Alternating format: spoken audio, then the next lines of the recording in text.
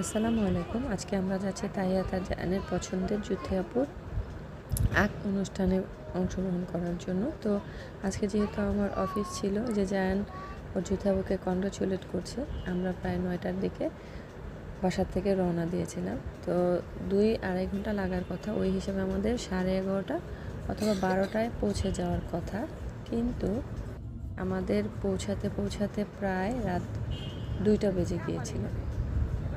এই যে দেখতে পাচ্ছেন রাতের, আর গ্রামের রাস্তা, যেহেতু বাইরে প্রচণ্ড ঠান্ডা, আর গাড়ির ভিতরে তো আমরা সেটা বুঝতে পারিনি, বাট দেখে সেটা বোঝা ছিল কি ছমছমে পরিবেশ। দেখেন কোনো গাড়ি নাই রাস্তায়, শুধু আমরা। এবং আমরা যখন গিয়ে পৌঁছালাম তখনও বাড়িতে কিছু দেখা যাচ্ছিল। আলহামদুলিল্লাহ ফাইনালি আমরা এই যে বাড়ি এসে পৌঁছে গেছি, তখন প্রায় 2টা বাজে। ধন্যবাদ সবাইকে।